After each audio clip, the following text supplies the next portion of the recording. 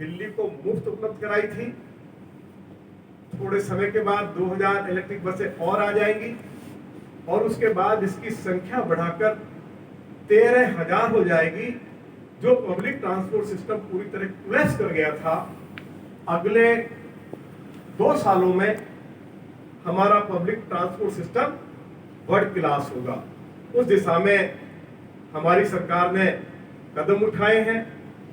दिल्ली की सड़कों की हालत बहुत खराब थी, जर्जर हालत थी, और जब सड़कों के ऊपर गाड़ियां चलती थी तो क्योंकि सड़कों के ऊपर गड्ढे थे तो धूल उड़ती थी, और दिल्ली सबसे ज्यादा प्रदूषित धूल से होती है।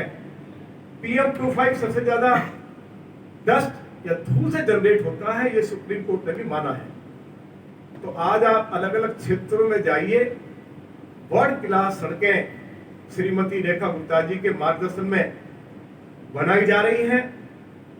हमने ये वायदा किया था कि जो गरीब महिलाएं हैं उनके खाते में 2,500 रुपया हर महीने भेजा जाएगा।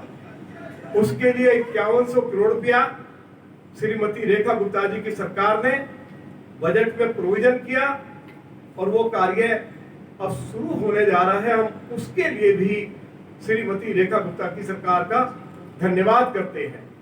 अरविंद केजरीवाल के शासन में ओल्ड एज पेंशन 2018 से बंद कर दी थी, और यदि वरिष्ठ नागरिकों को ओल्ड एज पेंशन मिल रही थी तो जिनकी उम्र 60 साल से 70 साल थी उनको 2,000 रुपया मिलती थी, और जिनकी उम्र 70 साल से ज्यादा थी उनको 2,500 रुपया मिलती थी। मैं आपको ये जानकारी दे रहा हूं कि हमारी सरकार ने, दिल्ली की सरकार ने, श्रीमती रेखा गुप्ता जी की सरकार ने जो वरिष्ठ नागरिकों को 2,000 ओल्ड एज पेंशन मिलती थी उसको बढ़ाकर 2,500 रुपया कर दिया है। 70 साल से ज्यादा हमारे वरिष्ठ नागरिकों को 2,500 रुपया ओल्ड एज पेंशन मिलती थी, उसको बढ़ाकर 3,000 रुपया कर दिया है। हम इसके लिए भी उनके प्रति बहुत बहुत आभार व्यक्त करना चाहते हैं।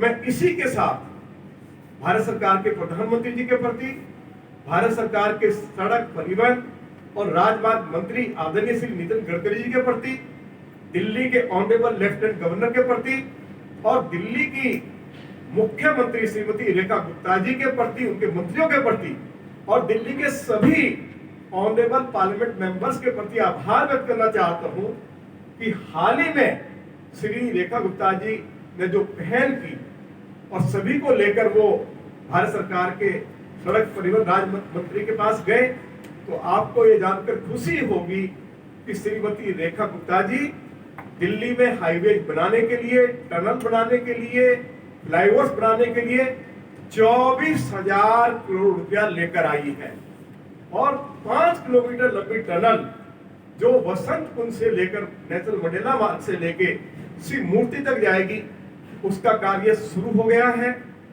INA से लेके एयरपोर्ट तक एलिवेटेड रोड बनाई जाएगी। मथुरा रोड पर आपको मालूम है कि ट्रैफिक की समस्या बहुत थी, और ये PWD के पास ये सड़क थी।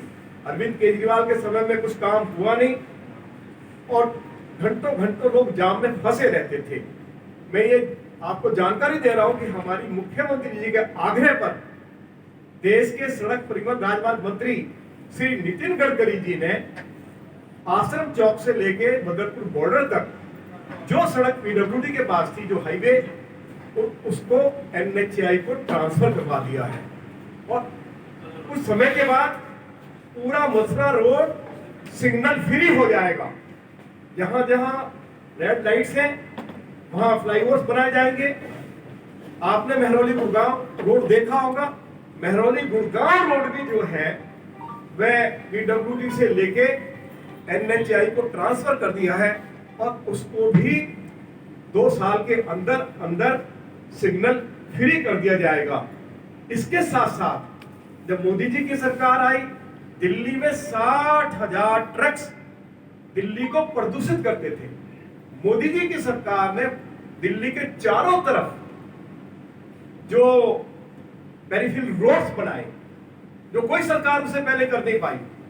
उसके लिए 20% दिल्ली की सरकार को कंट्रीब्यूट करना था, 1 पैसा कंट्रीब्यूट नहीं किया गया। और जब मोदी जी को पता लगा कि दिल्ली की सरकार कंट्रीब्यूट नहीं कर रही है, तो मोदी जी ने कहा इस काम को रोकना नहीं है, चाहे दिल्ली की सरकार कंट्रीब्यूट करे या ना करे।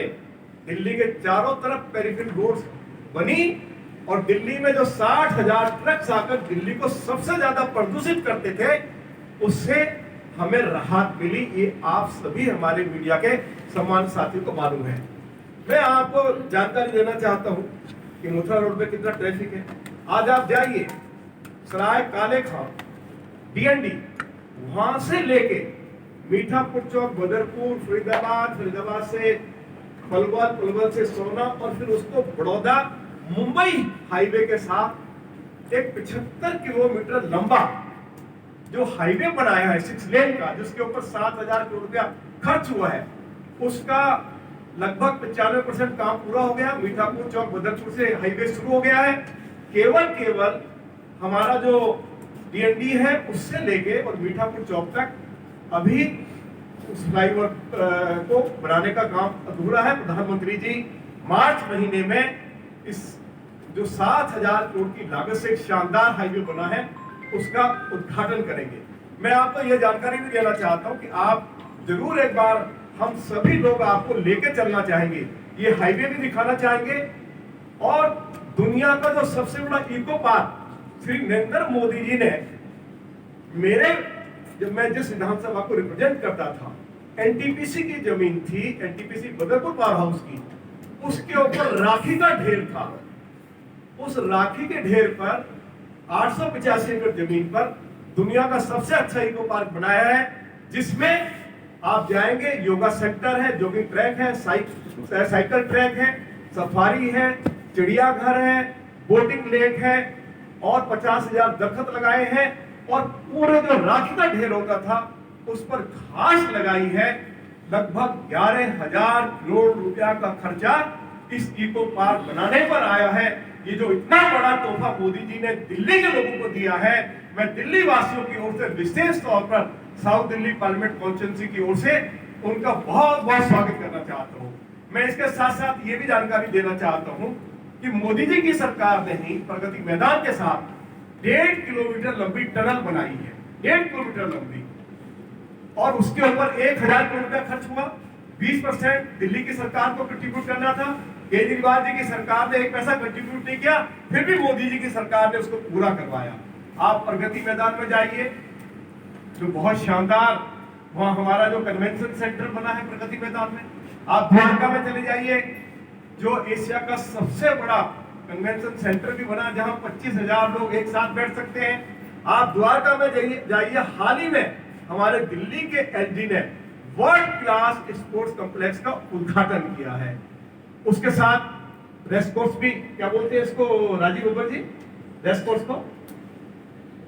ग्राउंड बोलेंगे क्या, ये जो द्वारका में बनाया है, जिसका अभी हाल ही में उद्घाटन हुआ, मैं उसमें सम्मिलित हुआ था। गोल्फ कोर्स में कुलदीप सोलंकी जी, मतलब वो एशिया का बेस्ट तोहफा जो है मोदी जी की सरकार ने दिया है। भारत वंदना पार्क 137 एकड़ जमीन के ऊपर बनाया जा रहा है, जिसके ऊपर 700 करोड़ रुपए से ज्यादा खर्च हो रहा है, जिसका काम लगभग 90% पूरा हो गया है। मैं आपको बताना चाहता हूं, आपको जानकारी भी है, मोदी जी ने देश के हमारे फौजी और जो हमारे जवान, जो अधिकारी शहीद हो गए देश की सीमाओं पर लड़ते लड़ते, लगातार निरंतर मांग करते रहे कि नेशनल वार मेमोरियल बनाया जाना चाहिए।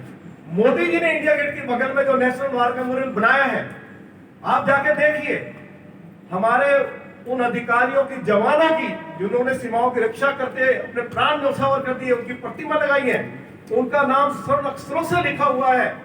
और हम लोग कहते थे ना कि शहीदों की चिताओं पर लगेंगे हर वर्ष मेले, वतन पे मिटने वालों का यही बाकी निशा होगा। आज जाके देखो नेशनल वार मेमोरियल जो मोदी जी ने दिया है, वहां आज मेला